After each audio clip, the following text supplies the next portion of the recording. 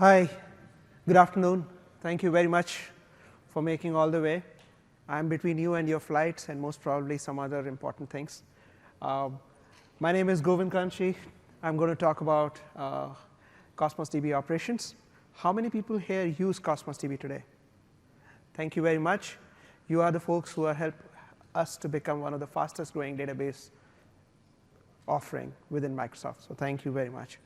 Now, I'm assuming that you have come here because you have issues, right? So without further ado, let's get in, right? First thing, there is always a greener pasture, okay? You should definitely, whenever you get time, join Cosmos DB. We are looking for people across the world. We today, I think it is showing there, but let me see if I can. You should try it out once you get time out of that. Let me see if I can just do that, right? And just project this guy for a minute, and then it should be OK, right? We are definitely looking for people across the world, across software engineers, PMs, pretty much everything. And please do try. There is tremendous opportunity. This is pretty much a once-in-a-lifetime opportunity at this point of time. So waiting for all the cosmonauts to join us. With that, let me get to my presentation, right? Which is, if I just do back. With that out of the question, I'll not, because most of you are already using Cosmos DB, all the stuff that you already know, that we are built for global distribution, we take care of a lot of things for you, we provide automatic or basically no thinking, elastic throughput as well as storage. We ensure that we provide all this by leveraging the Azure infrastructure, right?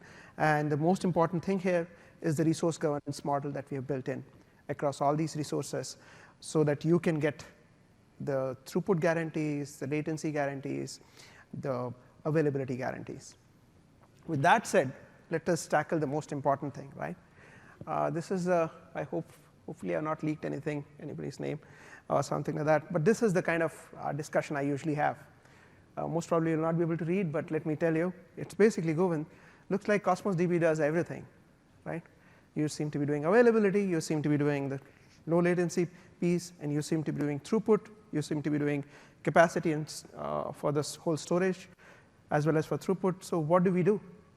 Yes, there are a few things to be done, right?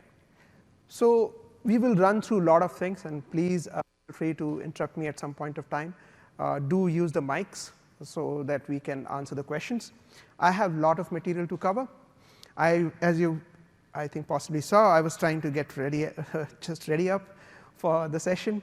There is a lot of stuff. I may not be able to cover everything, but I have tried to create enough information in the slide deck which you can follow up later on to. Okay? If there are questions, feel free to reach out to one email alias that you should remember, askcosmosdb@microsoft.com for anything related to Cosmos DB. If you want to reach out to my address, that will be govindk@microsoft.com. So with that said, what is it that a developer or a DBA has to monitor or to manage the Cosmos DB itself? There are very few things. As we provide the backup, and I'll get into the details of the backup, we are going to improve it a lot. Let me put it that way, right? We provide the availability. That is the most important piece, because the way we distribute the data, we leverage our replication engine, and we can provide you local region availability for 4 nines, as well as 5 nines for the reads across multiple regions. And with the multi-master announcements, you should see an update on our SLA for the writes too. Security, also, we provide a lot of things out of the box. Yes, there are places for us to improve. So thank you very much for all the inputs that you keep providing. Expect a lot of things by the year end or a little later. So things that, what about this capacity? When you are working as a a database administrator, there are a few things that we always think of. One is capacity. We plan for it. Capacity is basically the storage. Capacity is also for the throughput in terms of the machine, kind, the CPU, amount of memory, and all those things, right? And then what the other place that we spend time on is the throughput. Throughput is ensuring X number of operations can be done without any challenges, right? So, and then finally, as part of the as sort of part of throughput itself, you also take care of latency. And what do we do in the latency? Across pretty much all of the databases, for the reads, we always use indexes, right? We provide latency guarantees for the operations, for point reads and point writes. We also provide good latency for the queries too, okay? And we will delve into what are the few things that you can tweak to get better latency or lesser usage of the throughput itself. Now, let me try to make a joke here. I call Cosmos DB, after having worked in the software industry for 20 plus years, as the revenge of the database folks on the developers. This is the database where you literally can say, if you asked for X number of operations of certain kind, you are going to get that. That's it. If you try anything else, you are definitely going to get an error message, right? So that is a guarantee from the Cosmos DB. So that means that onus is now more on developers and database folks together to work, say that what is our real requirement, okay? So that's the key part that I would hope that you take away from this. So first part, capacity. So I'm jumping directly inside. So what are the few issues that I see daily, and I'm sure you folks see? One is the skew of the data. Why would the skew be there? Because you have not chosen a good partition key, or you expect the skew to be there because that's how your data load is going to happen. How do you notice it? You use the matrix, okay? So let me see. Generally, the right side thing is very difficult to achieve unless it is a pure key value workload.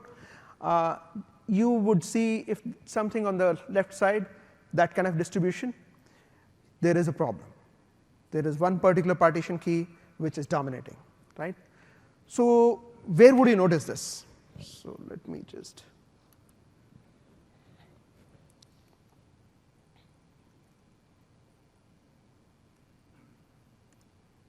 Okay.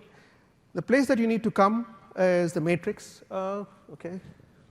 Did it? Sorry. 1 minute.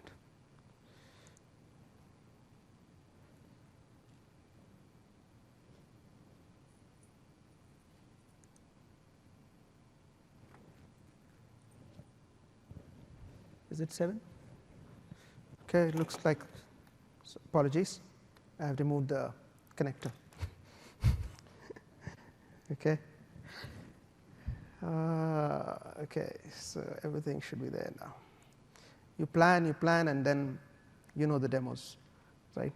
Printers, projectors, and coffee machines, if you've not tried the ones in some sophisticated places. I think they are born to humiliate me, that's all. Okay, so what would happen is, I don't know how many folks can see at the back, but the key here is to go to the storage tab, okay? And notice few things. One is that we already provide you a data plus indexed consumed by the top partition keys. If something like this is there, then there is definitely issue. You should not have something like this, unless you expect this kind of distribution of data, okay? When does this happen? This can happen. Let's take an example. Suppose you want to store all the elector data of a country inside Cosmos DB. What should be the partition key? Let's take an example. Let's choose, if we choose a gender, what will be the issue? Maximum 3 genders, right? And only 3 partition keys will basically get filled up, right? Now that's not a great partition key. So what should be the partition key? Go back to the application developer or the business owners and ask how you're going to query this data, how you're going to update this data. Generally, it will be precinct-based. Pretty much all across the world, there is a concept of a precinct. And then you can see, oh, I think I should store data by the precinct, right? Similarly, you will have other kind of options too as you go along, right? There is one important fact here. The amount of data that you see is, right now I've stored humongous amount of data here, 1.5 GB. But the idea was just to show a few things here. The key part here is that the data size within a partition key range or partition key is equivalent to amount of data plus the index. And the index overhead would be around 20%. It varies a little bit depending on the structure that you have. Okay? But generally 20%, 15 to 20% is what you should see, right? And then what we do also provide is, okay, if that is the key, we also provide one more important piece of information there, which is data plus index by per partition key range. Remember, that was partition key, and I'll come to the partition key range. I'll explain that a little bit later on. Partition keys reside on the partition key ranges, and so on and so forth. So here you can see a particular partition key range has got more data. And looks like one of the partition key has a lot more information compared to everybody else. And somewhere here, this information would not even show up, actually, right? So this is the place that you should spend time on first to find out if there is an issue with your partition key. Now, there is a small thing here. You cannot automatically go and just change the partition key. You have to redo the whole partition key if this is something that you're seeing. Okay? How can you make your life easier? You can create another collection. You can use Azure function or the bulk executor tool that we announced very recently to move the data. So that will be easier way to do it. Okay? With that, then there are a few things that I wanted to show you, if I can get that. One is that you can get little bit more information from Cosmos DB. There are a lot of options within SDK. I'm sure many of you who have come from, like me, from ADO.NET or JDBC or ODB or ODBC, it's a very different model of programming, right? So there is request option, and there is feed option, and so on and so forth. The key part here to understand is there are few things which will be enumerated, query results, and few things that you work against. Okay? Anything which can be worked against will have generally the request option. Anything which will basically return an enumeration will have the feed options applied to you. So that's the simple way to understand.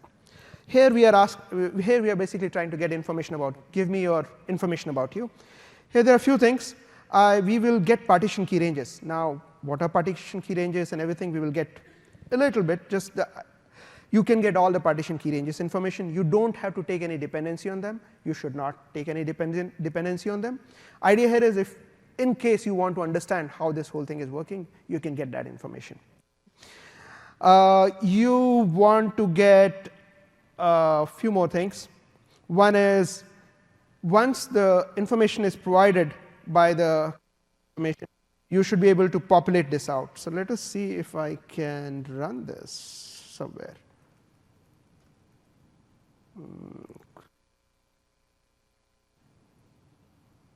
There is one more, right? I need. So let me get.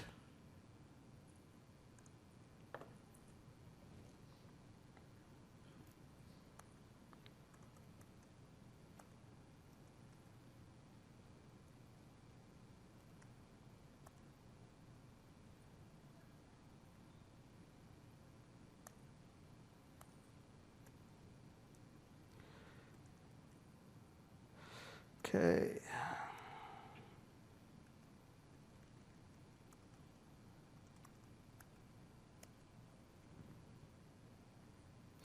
So what will this do? This is nothing interesting. You can try it later on. All these samples are nothing but I have just cheated. I have taken all these examples from our GitHub.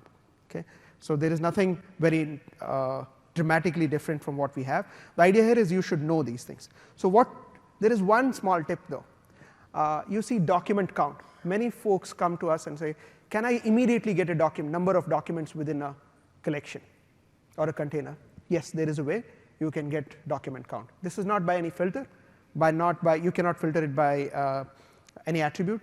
Just the raw document count or entity count is what is available. You will also get partition key ranges because you can get that information through the API. And then there is collection metadata. Why this would be interesting for someone? You are developing some tool which is basically doing deployment of stored procedures and all those things. You can utilize this. Okay. I think there are other things some of us do, but I think at this point of time, this is good enough to just to get. This is the maximum that of the Cosmos DB storage part of the world. Okay. What else can you do? Let's go back to.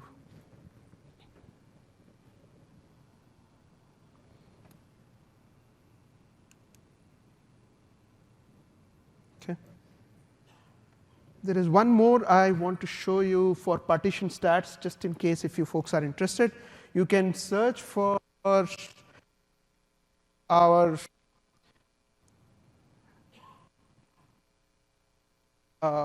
Cosmos DB GitHub samples from either of the search engines. Go for the .NET, and pretty much everything that we have is stored here.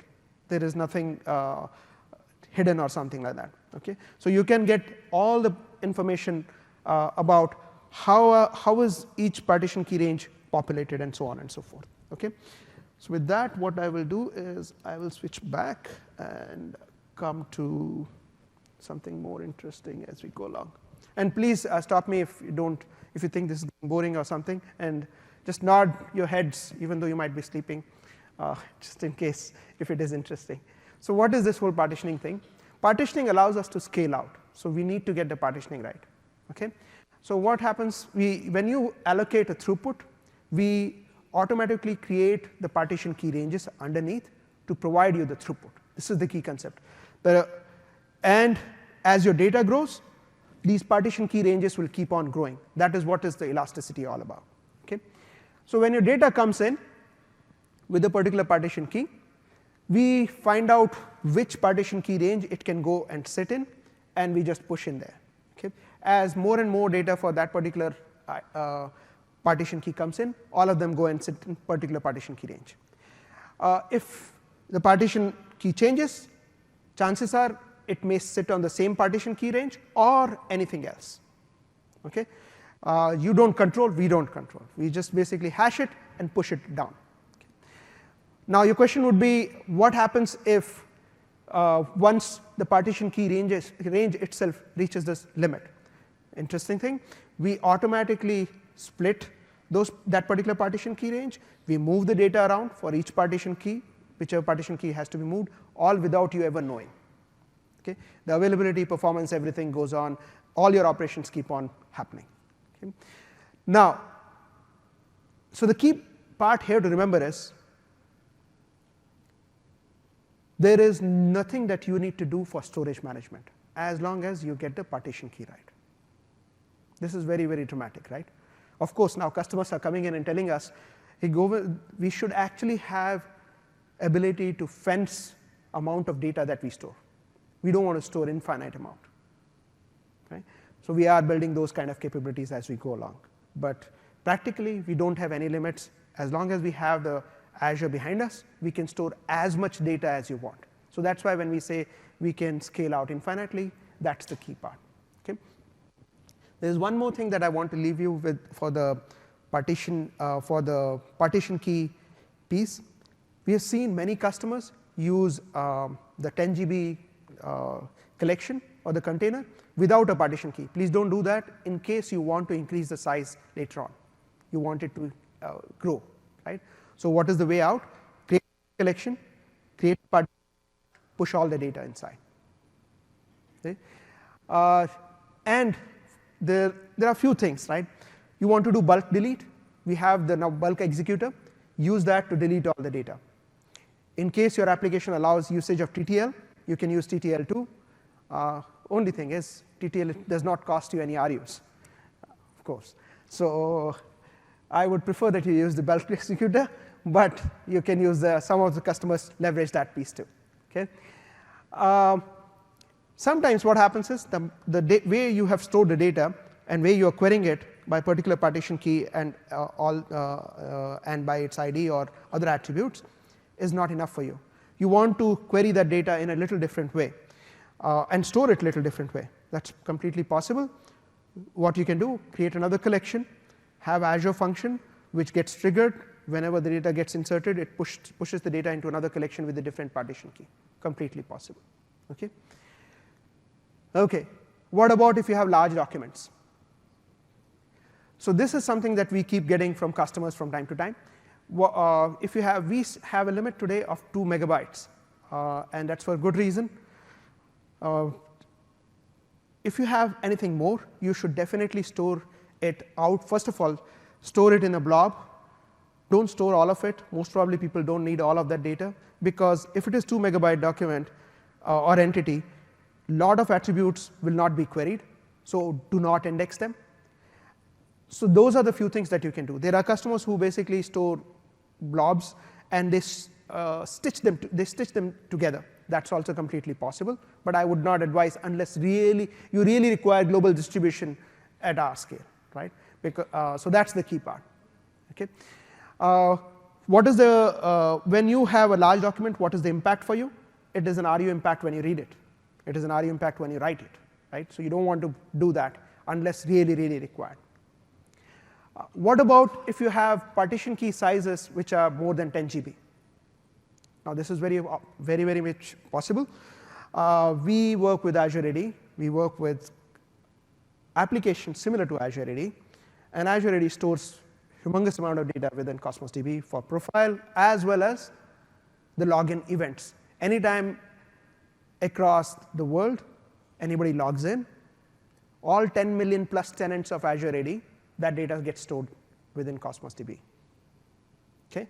That's the kind of scale that we provide at this point of time. And there are similar companies who have similar kind of workloads who push data at that scale. Now, key part here is, what has that got to do with this discussion? If you think of tenants of Azure AD, there will be a company like or a tenant like me, just with 2 identities or 3 identities at the most at home, versus a company would be a GE or Accenture, who would have 100,000 plus people, right? So partition key of 10 GB is not going to suffice. So what do? You add a known salt to it. And that's how they scale out. Okay? So you can store more than 10 GB of data per partition key as long as you know that you can add a salt to it. Okay? And this is very successful. Majority of the customers who have these kind of issues, they always leverage it. There is what one would say a tip for some very large customers in terms of, let us say you think that one tenant really cannot coexist with other folks. It's OK to create another collection for them, right? You don't want to restrict them with everybody else. Okay? Why would you do that? Because suppose they are very heavy in terms of throughput. That's also a good reason for them to move out.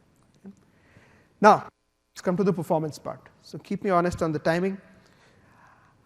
So this is you can clearly see I'm not an artist, and I've definitely not taken advantage of the amazing folks who are present in Microsoft to help me do this better way. But the key part of Cosmos DB is all the green looking folks are think of document client instances which are making requests, and Cosmos DB sits in the between. And whenever you make a request to Cosmos DB, any kind of CRUD request, and this is where the revenge of the database people comes in, right? We always tell you how much of throughput you have used for your operation, which is request charge, right? We always, if it is a query operation, we also give you how was this query executed? Where did it spend time? Which partition? How was it, whether did it utilize the indexes or no, or not, and so on and so forth. What is the alert part of here? You can create alerts to monitor this. You can use Azure Monitor in the future. We have started exposing few things into Azure Monitor. But ideally, you should store all this data into Azure App Insight, because you get this. When you invoke a command, you always get this information, unless you choose not to. Okay? What is this log analytics? How many people have used OMS or something? So everybody loves it, yes? app insights too. So what we do is we also provide ability to push all this data in an immutable format to log analytics or erstwhile OMS, Event Hub, or a blob. Why would we do that? Because in log analytics, as I will try to show later, you can actually make interesting queries to find out issues with your system. Okay? So this, if you understand this itself, I think how many people are actually storing request charge back? Okay, I think people are getting tired of me talking, I guess. Okay, how many people are storing query metrics or explode query metrics? Anyone? Okay, I will walk you through. It is extremely simple. Hopefully, after this, you will try it out. Okay, so what are the throughput issues, right?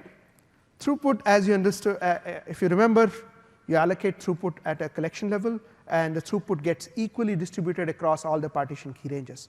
So what can happen? What can happen is basically set of partition keys can become hot, resulting in a particular partition key range, or set of partition key ranges becoming hot.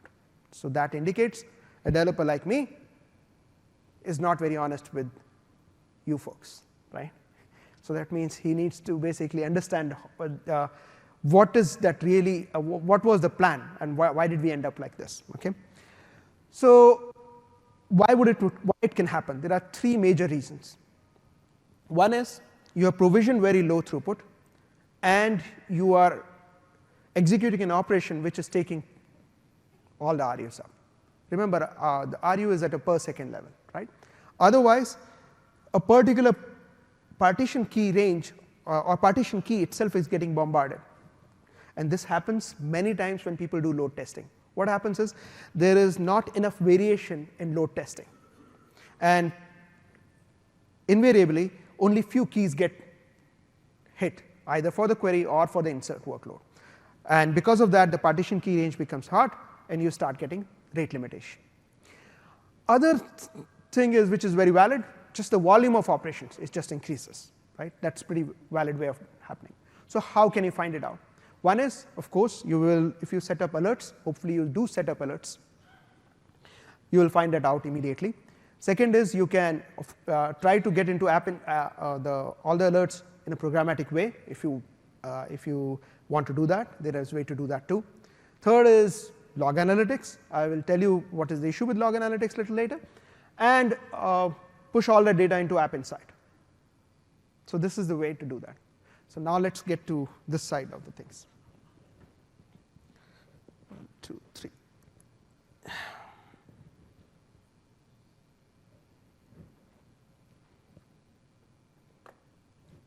Whoa. Whoever shoots these photographs.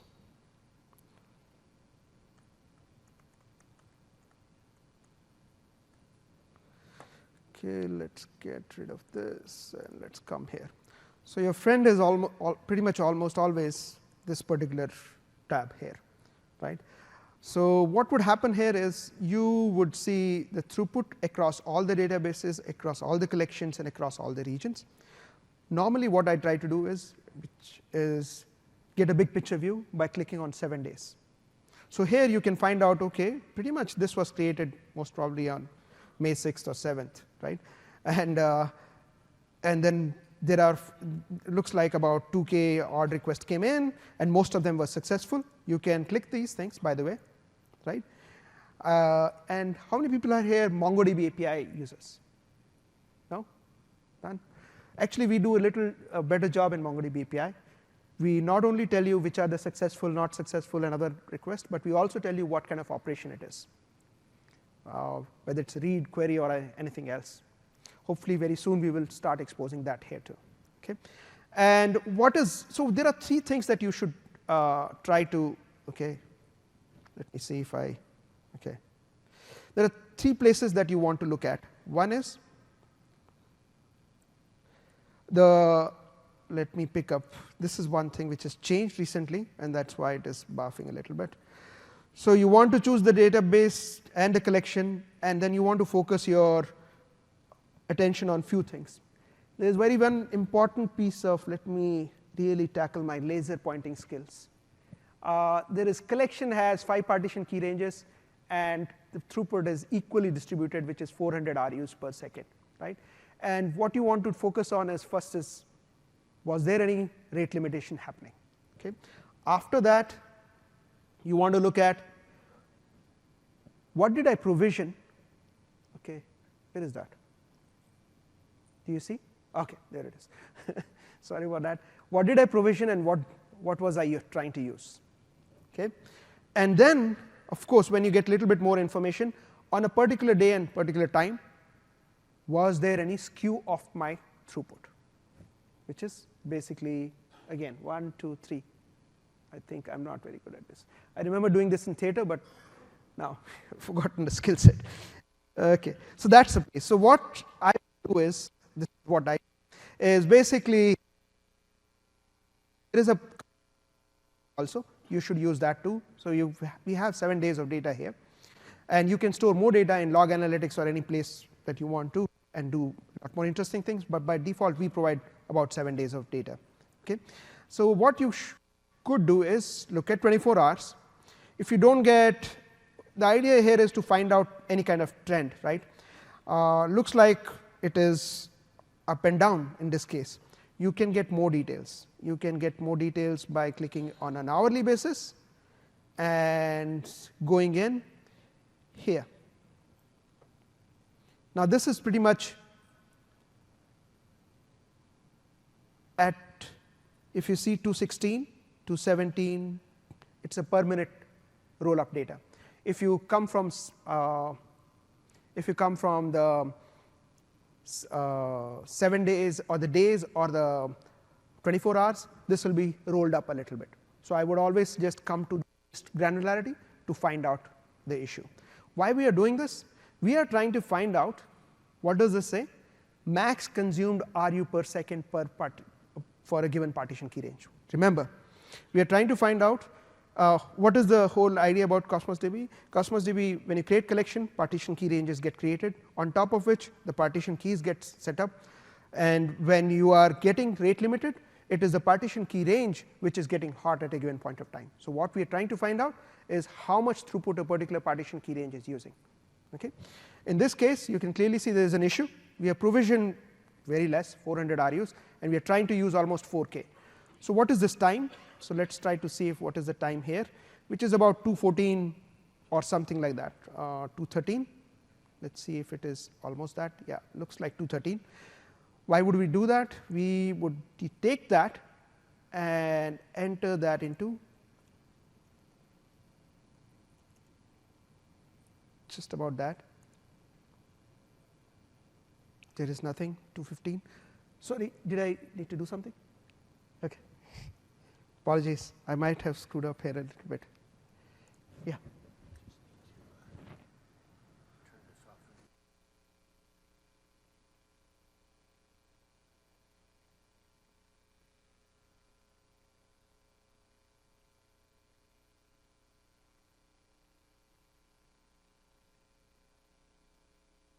Thank you. This is the dedication to craft. He noticed me going in and out, and he just came in. So thank you very much, Frank.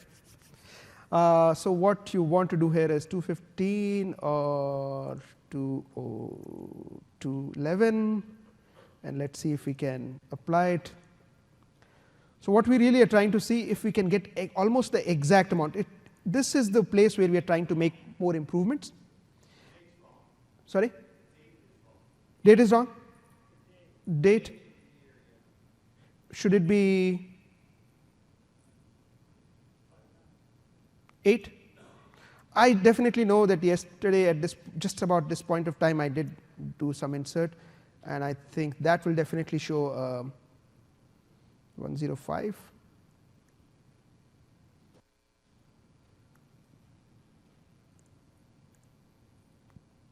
Okay, so that means there is definitely something wrong. 58. So let's do that. It is right. Okay, 101.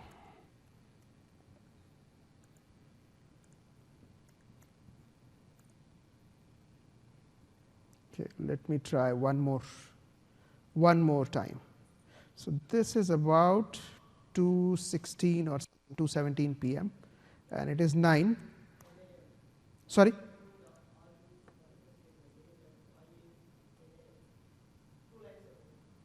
Okay. So, okay. So let me try this 2:10. Let me try this at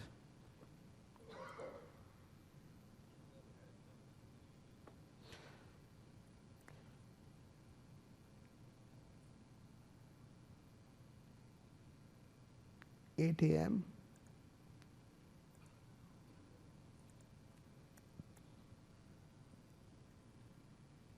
That is not 8. That is about 8, yeah.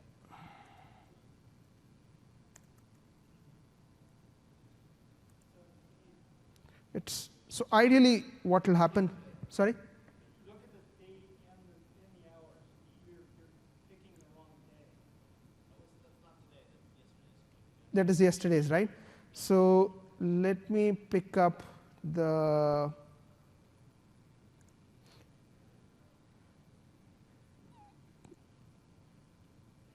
that is just about 9, right? May 8th, 2, 3, yeah. So let me just put this 8 and 8 a.m. just about. Let's see. It is just about there. Let me just try to get the exact timing. Okay, so this should be about 8:17. So this is some of these things that 8:17, let's see.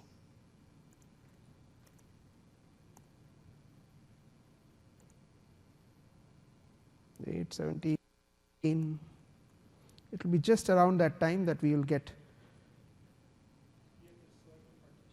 Could you draw it in Notepad or Paint or something? Yeah, so what I was planning to show is basically is this, right? You would see that there are some partition key ranges which are getting hit at that point of time. That's what would happen. And idea here is if you see again a skew, 1, 2, 3 kind of a thing, then there is an issue there. And we need to see why that is happening, and that's the key part of this particular issue, right? Generally, this I think 8. I'll try one last time. I'll try one last time, PM.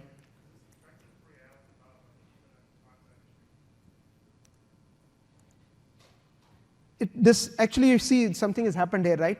My clock has got completely skewed, and that is so 1 p.m. UTC. So that should be around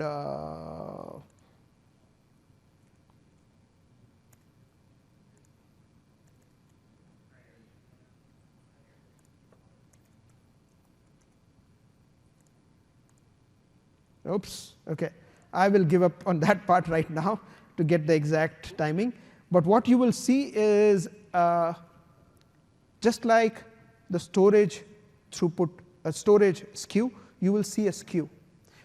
In this case, I'll try to show you why it would happen. In this case, there are 2 or 3 places, right? One is, let's go here. I have got a bulk import running here, and you will see, I'm just trying to simulate this, and this is what I did earlier. And this is something which is available. We are just trying to push data for one particular partition key. That's all. In this case, you'll continuously see this throttle happening, and you can go back and verify it on the screen itself. After some time, it takes about a minute or so for that data to appear back on the matrix itself, right? So this is very much possible when you're trying to do bulk loading or you are trying to do any ETL processes. Okay. So this is one of the reasons when you're trying to do bulk operations and you're not provisioned enough for the skew that you have created. Now what can you do? When you do bulk load, shuffle the data and push in. So a lot of people use Spark with Cosmos DB and shuffle the data and then push it in. Okay. A lot of people use our bulk executor tool too, because it has been there for quite some time. We just released day before yesterday, and shuffle the data and then push it in. So that way you're not pushing that particular partition, right? There is something else. In the real life, what might happen is you might have a particular hot partition key. So what do? In that case, you need to see if it is just a abruption or something seasonal. So how do you fix that part? If you think that that is just abruption for some time, that is perfectly OK. You can increase the throughput for some time and come back. But if it is seasonal, right, what you should do is you should take that hot data out, put in separate collection, and let it have its own throughput. Otherwise, you will be increasing throughput too much, right? Now, there will be a lot of questions about ability to scale up and scale down. I'll come in a bit as we go along. Okay? So that's first part of it. Then there is the key part here to remember is in Cosmos DB, the reads for 1 KB of data will take 1 REO, okay, regardless of anything else. Writes for fully automatically indexed quorum committed data takes about 5 to 6 REOs, always. Okay? So what I'm trying to show you here is basically it's a pretty large document which has been pushed in, and I'll show you a little bit of code later on. But there is a possibility, something like this, right? I'm pushing about 1 MB or something, 2 MB nearly of data inside. You will end up using a lot of REO. Right? So you should notice these things. Okay? Of course, you can do a few more things. So let's look at just that piece of code here. So what you would do is, the reading is pretty straightforward, right? And key part here is whenever you do read a document by the ID, or anything, any operation, we always return a response information, right? You should always get the request charge and store it, because that gives you baseline for one read or one write or anything like that. This is the same case if you do a write too, right? So let's see. Which is the same thing here too. You would always do a write and then get the request charge of that, always. Okay? So this goes back to the original discussion. If you know your system well, there is no more art. It is pretty much nearly the science that we are trying to do here. Okay? So it has to be now, it requires a little bit more rigor on your part to push people to provide exact throughput requirements. There is no willy-nilly here anymore, where in older days, what we used to do with any kind of system, what kind of system should we have? Oh, there is a benchmark. But that benchmark is not my application. Okay? Then what do? OK, let me over-provision X amount. And that X amount is based on the experience that we all have. If you are a NoSQL developer or a DBA of a NoSQL system, what you would do is you would basically find out and allocate extra amount for a lot of operations. Here you don't have to do anything. You tell us the number of operations and provision that. Okay? Looks like I will need to rush through things. Hopefully that part is clear, right? So there is storage, there is throughput. If you get these two pieces right, pretty much everything is straightforward. Okay? So what do we have on this side? So the next is the query. So query also returns the query request charge. How do you find out? You always pass in the feed option, because this is an enumeration of the data, the populate query matrix. Okay? And we have existing documentation for this. Search for Cosmos DB query execution statistics. You will hit upon the first link in either of the search engine. Okay? In query, what you need to remember is amount of data that you read because of a query, and amount of data that you actually output. That is the key part. Now, with that, let's look at the query demos today. And please tell me if you've already seen this. I want to make sure that I can utilize your time well. So let's go and throughput. Let me close this. Let me close this. And let me close this. And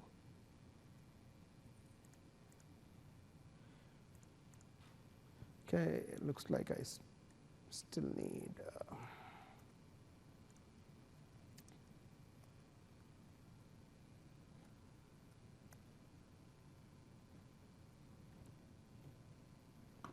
Oops.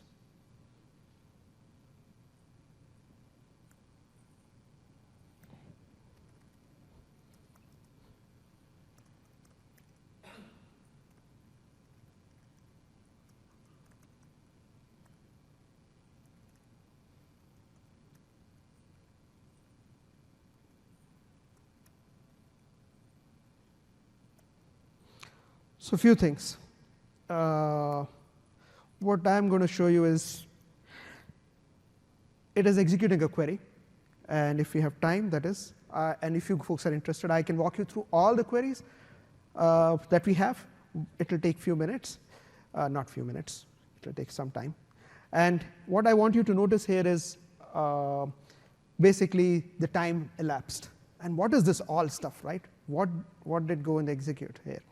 So first thing is we give you query matrix by partition, how much time is spent on each partition, how many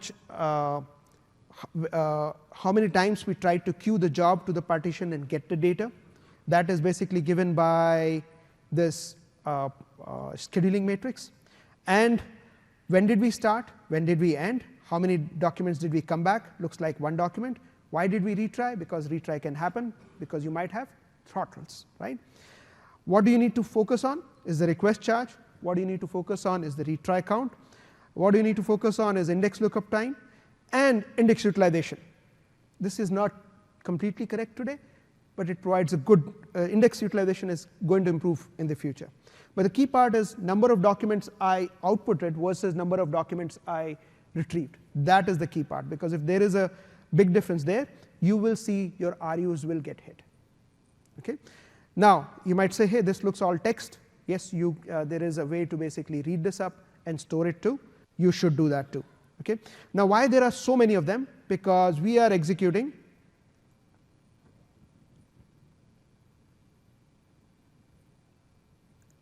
bunch of these queries. How are we executing? We are basically getting two pieces of information. The query execution by itself is nothing much, right? We are just getting everything. What is the key part here? I'll come to this max item 1. This has got a big impact on what you are seeing right now, right? Is just giving this particular option, which is what is populating this matrix. There is no impact on providing this option. You should always do that, because we anyway generate this information for us. So there is no performance impact for generating this information. Okay. Once you get this information, it's pretty straightforward. I'm just dumping it. I'm not doing anything, because you can get various feed responses from each of the partitions, and I'm just adding it up and dumping it. All this information is on GitHub. If you don't get it, please send a mail. I'll forward this to you. It's straightforward. Okay. Now, so that's that part, right? So if we change this a bit, and I think I'm going to run out of time, so I'll skip this part. But if you want, you should try it later. The key part here is depending on the query, right? So you folks can help me out here. Which query here would be, I just ran the top 10. What do you think it was? It used a little bit of scan, little bit of index, right? What about the starts with query? Or if a query contains lower or upper scan, right? We don't change there. So that means if you have an application which require contains, we do support contains, or is defined. Contains definitely is a search application. You should use Azure Search. We have a direct integration with them. If you provide us the ID and the partition key, or attributes and the partition key, we know exactly where to get in. And you will see the difference in the query execution matrix for all of these. Okay. If you give, the way it happens is, when you give the query can, the SDK can parallelize that execution across various partitions and get back the data in parallel. There is a way to control that, and that's what we will look at in a bit. Okay. So there is one optimization we don't do today, and that is something that you should definitely do, is basically use our subqueries, right? Well, idea here is that you are pushing the D-type equivalence condition into the from clause itself. Okay? And this you will see dramatic increase in your RU usage because we are able to filter out a lot of things. So this is something that you should definitely do. Okay? What else? So the usual thing that we find is you find that what is the performance issue? Either an operation or a query is taking long time. Your query is taking more RU. Why is it taking more RU? Is it using the index or not? You can find using the query execution matrix. Or if it is a stored procedure, again, using more RU, or just getting heavy latency, right? And we'll tackle the latency in a bit. So what can you do? You should basically log this information. I have not talked about how would you find this operation, right? I think you guys, you are too kind people. So there is one thing that I did not show you, and I think I have to show you this stuff, right? How would you know what operation you were running, right? And I don't know whether that is completely visible, but if you enable diagnostics, there are a few things which will happen. One is,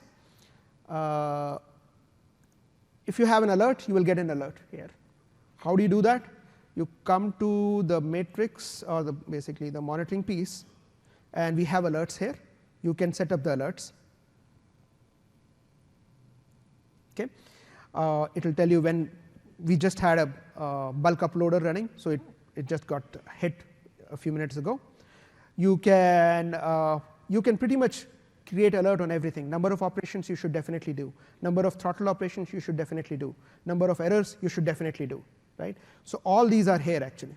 You should definitely do throttle request, total request, max RUs per second, and average request per second, because you want to find out any changes. Okay? Definitely. Then what should you do after this? If this is done, you should enable the diagnostics logs. These diagnostic logs, if you enable, we push out the data to Event Hub, depending on your choice, blob or log analytics. In this case, I have done log analytics, and you can do the same. So you can push to storage account, Event Hub, or log analytics, and you can push all the requests as well as the data plane requests. So I will talk about this in a bit now. So what you see is once you enable the diagnostic log, you will start seeing all the push of data. This data in 15 minutes to 2 hours today. That's why I keep saying that use App Insights, and you can do pretty much similar kind of queries there.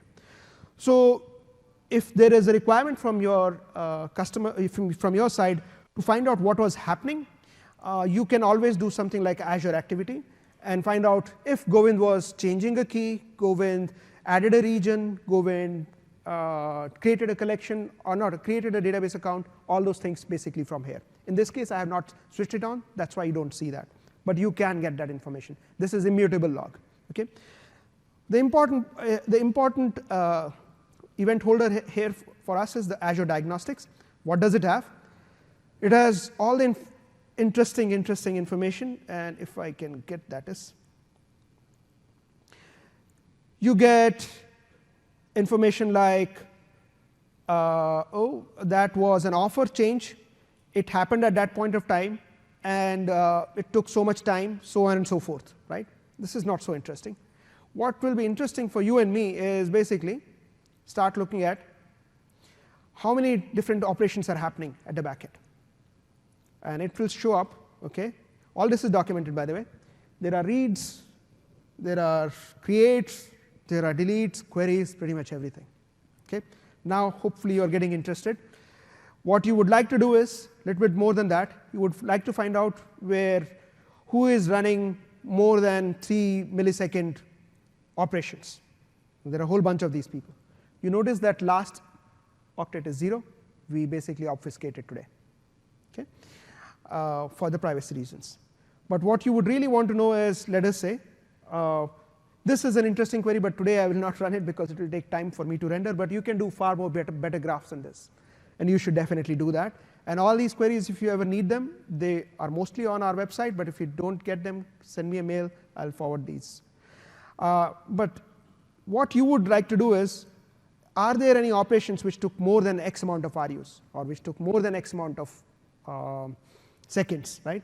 So then you will start seeing interesting pieces of information. So you can see almost 200 pages, 50 items per page. There is read and so on and so forth. But what if you want to query these, right? So you can do that too. You would say that I only want queries. Please give me those. And you can get all the queries. What would you get? You can do pretty much everything here. You can get amount of time it took, where did it come from, what was the length of the response itself, and whole set of things. Now your question would be, Govind, what about the query text? Today we don't log it. That's why I keep saying use the app insights to log all the information. But in future we are planning to see how best to comply and give that information. Okay, you should be at least a template text is our goal, but let's see. Not yet done. But this is the key places where you will find out.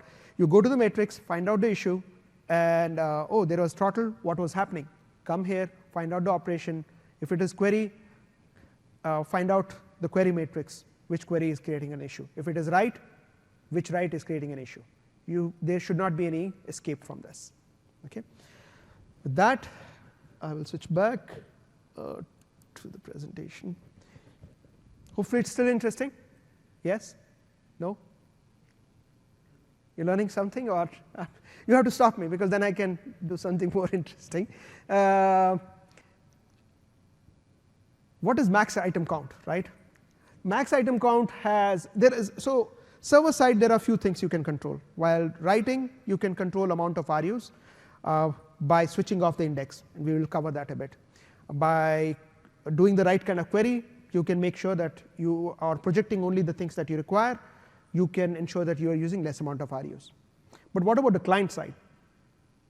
Right? So what you can do is you can, when you see latency on the client side, there are usually two reasons. Either the operation itself is taking too long, or there is an automatic retry based on the because of the rate limitation. By default, we try 9 times. So an operation, if it gets throttled, we retry. If you don't override it, we retry 9 times. So you will see a latency. But what you will also see is if the max item count gets changed, you will see a dramatic. If you just set it to 1, you are only getting 1 item every time for a query result. That's not good. You should basically set it to high number. You should also set the degree of parallelism for us to decide. The SDK there are default numbers for these, and you should let us do that.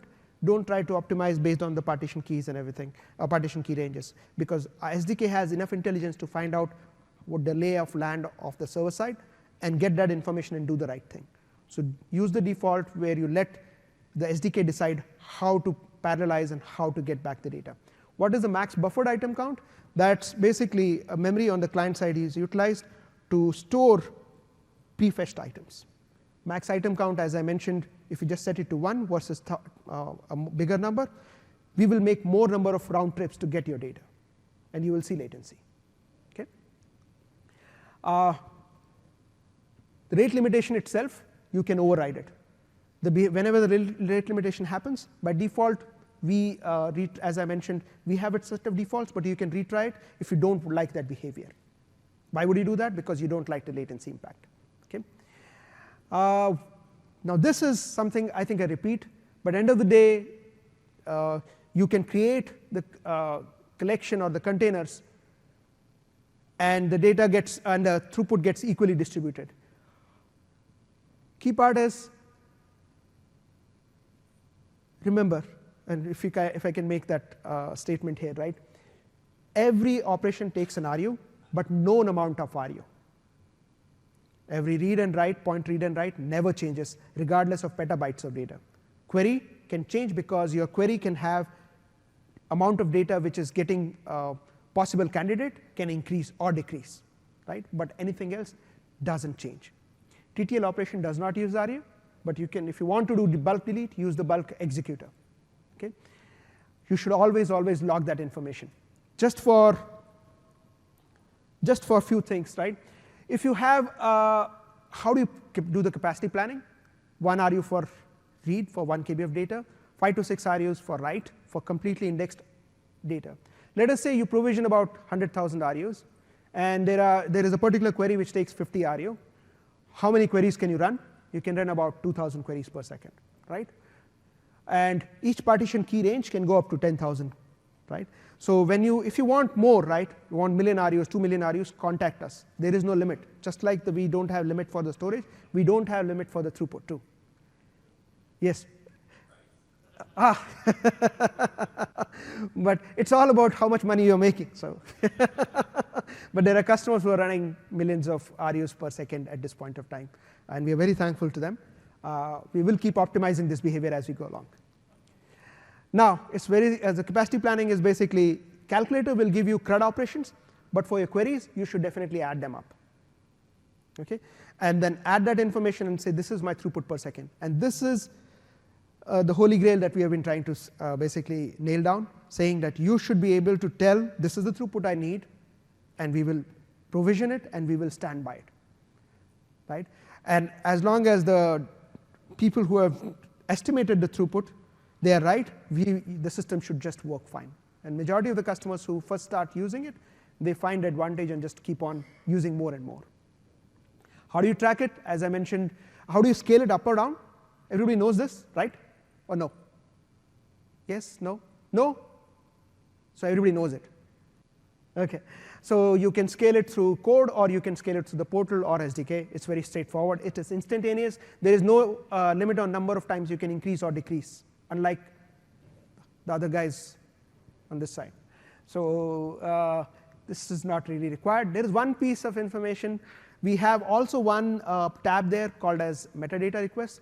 We used to have a way to query all the resources. If you have attended Andrew Liu's session, we have a resource model underneath. And usually people would do query. Don't do query. Just use URI method to get to your resource and cache it. It will be fastest way. Okay. Otherwise, you'll get throttled on that too, because that information is also rate limited. Okay. So what can you do on the client side? You should try to use TCP direct. You should co-locate your client and make sure that look at the query execution statistics and the total execution time. Find out if server is spending time or is it the client which is spending time. You can get very easy information, right? You should scale out your data if you have a lot of stuff to push in or take out, and increase, at least in .NET, you can increase this right at the TCP level. Okay. There is a rare time that you might need to switch on client-side matrix. Do not switch it indefinitely, because this will fill up your disk. The usual thing that we have found out that is customers are trying to use very low number of CPUs machines. That's not a good idea. We use CPUs. Okay.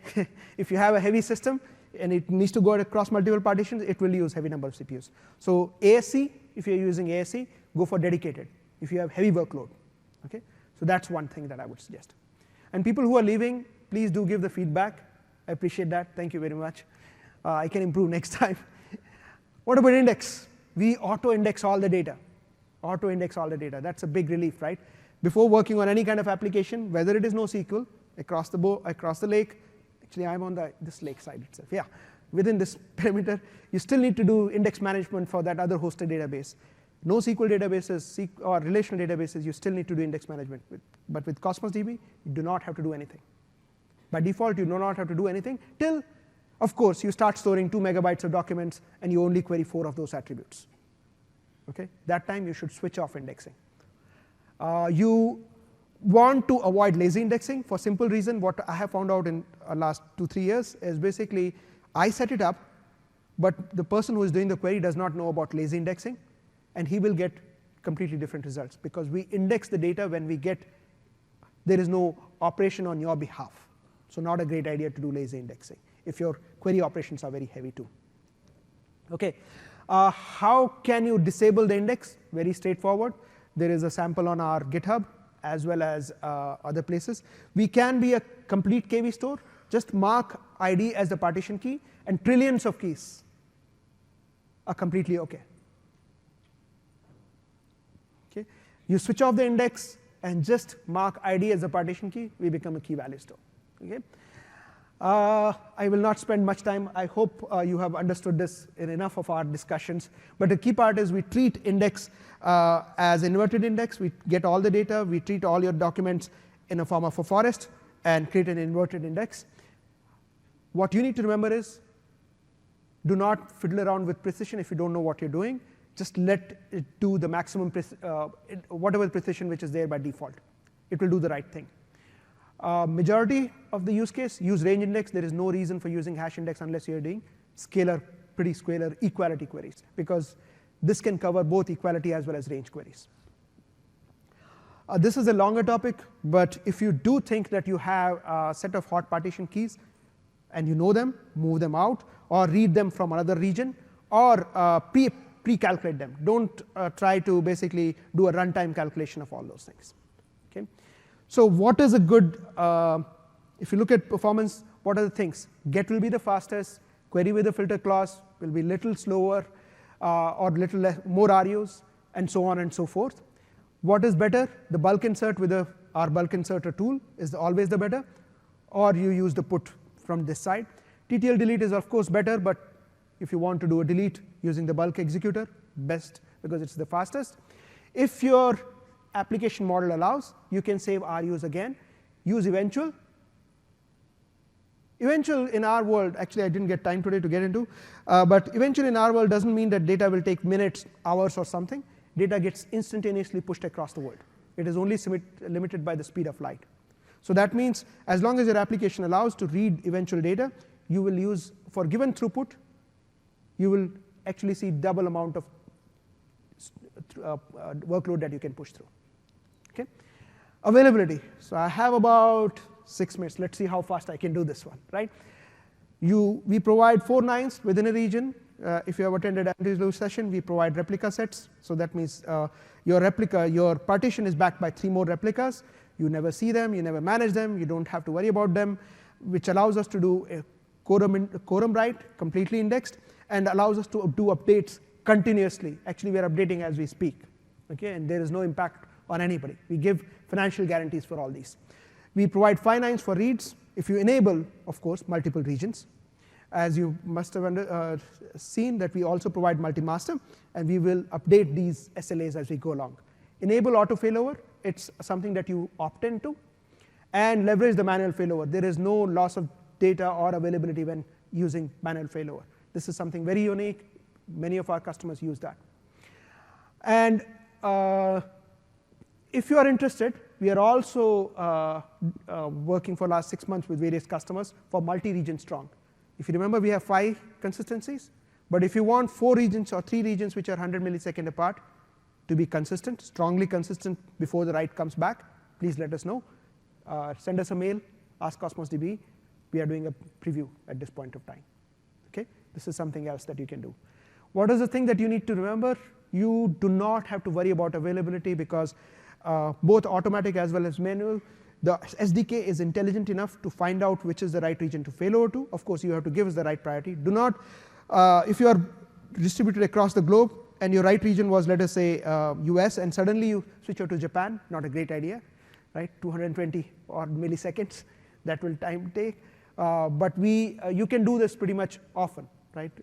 Manual failover, no data loss, no availability loss. Everything can keep continuing. Sometimes what you might see, I want a little better performance. You want to go ahead and use TCP. There are unique cases when people's reads are going to right region. And generally, it is because they have not set up the preferred location or not set up the enable endpoint discovery. And the reads, when they fail over, the reads are not failing over because they are not checked the enable read request fallback option. So these are the things that you definitely need to check. Backup restore. Okay? Today, we provide 2 free backups. These are snapshots taken at every 4 hours. And they are directed towards, hey, I deleted something by mistake. For HADR, always leverage our globally distributed mechanism. And as you can only say so much, a lot more is coming. Please stay tuned on this front. Errors. Always, always expect errors. Right? So document client exception, you should capture it. Rule of thumb, all the reads can be retried. Writes, you have to take care because you know your application better. So there are a few things. You should take out error code, status code, and response header and log it. Okay? When you get an error, what about, there is an activity ID. Every time you do an operation, we give an activity ID if you hit us. Okay? If you face an issue, always use activity ID to tell us, okay, this was the issue. Maybe more RU, more latency, whatever, right? Let us know. These all status codes are basically documented. You will see 429 if you're doing at that level, or SDK takes care of that. 500 is definitely an issue. You should definitely reach out to us. 503 is retriable, so do not worry about it. Okay? What else? Security. As I said, I will not be able to cover pretty much everything, but I'll try to rush through. We announced, we provide what I would say we are on a path to make this whole thing better. But where we are, we encrypt data in rest and data in motion. There is no opt-out feature for you. It is always that way. We provide IP firewall, and we announced the VNet service endpoint. We provide key-based authentication, which you can rotate and you should rotate. Expect more as we go along. I think I can see other questions on that, but hold on for a few minutes and I'll come to those pieces. We audited all the operations. You should use log analytics to push all that information so you can do your own auditing or something else at this point of time. What about if you want to do resource level blocking of the operations? You should use token broker now, but it will improve. This whole feature set is going to improve as we go along. There is a lot of compliance that we comply with. I have not taken time to note them down, but please go to Azure Compliance and you'll see our name pretty much everywhere. What if you're doing bulk load? Increase the RU and shuffle the data and push it parallelly. Do not use ODBC because it does not know a distributed database. It will not work out well. Okay? So use the native drivers that we have. They will work out okay. We already have the bulk executor. We will be integrating it with ADF v2. We already have integrated with the Spark, so you can utilize it directly. A lot of customers use Spark to do ETL with us. You want a copy of database. Hopefully, when we have the backup restore, we will be able to do a lot more of those things. But today, just change feed and Azure function, right? Now, let's see if I can really finish this, right? There are a lot of things that you'd never, ever get to cover in the RSDK. Few of them I have tried to cover here. Connection policy is important. You tell us how you're connecting, direct or TCP. You can also go the gateway mode. Then there is no TCP for that. And then you should definitely add the preferred locations. Okay? Why max connection limit? We discussed it earlier. Enable read request fallback. We discussed earlier. When you fail over, you want to make sure that reads also fail over. And endpoint discovery is important because when you create an account, it does not know about how many regions you are. So SDK will find out if you set this option, how many places you are located, and it will do automatic failover based on whatever you have set to us. That's why the priority in the account matters a lot. Okay? Feed options and request options. Anytime anything has to be enumerated, push control everything from there. Request options is basically you are trying to create an index, you're trying to create a collection, you're trying to change the offer. Everything comes through request options. Okay? Change feed options. There are more options. So you can do read from the beginning, read from this place, read from the token, all those kind of things, right? Stored procedure. Use stored procedure for write because we provide ACID compat via stored procedures. Either a stored procedure batch will finish or it will complete, or it will error out. Very important thing. Okay? Don't use it for just read purposes. There's no point in it. Okay? There is small thing there, patches, inserts, update, use our bulk executor. It will do all the things right way. So I think I'm just about in time, right? Hopefully you guys will forgive me for just rushing through a few things, but hope. So what do you need to do as a DBA or a person who is managing the Cosmos DB? We do pretty much a lot of things, but what you need to make sure is get the partition key right, get the throughput right, and then monitor the throughput and monitor the latency that you're getting. And storage we are anyway doing. Availability management, you should definitely have more than one region always, right? And ensure that you log information in log analytics or in your own app insights and analyze those and then move forward. So with that, I will just take questions if there are any at this point of time. So thank you very much for your patience. I might have rushed through here, but I hope it was useful. So everything should be here mostly. Remember, there is Ask Cosmos DB is our alias. We try to be as fast to respond on that. So reach out to us. Thank you very much again for your support as we develop this application as platform. There are a lot more exciting things through the end of the year. So if just the beginning. So thank you again.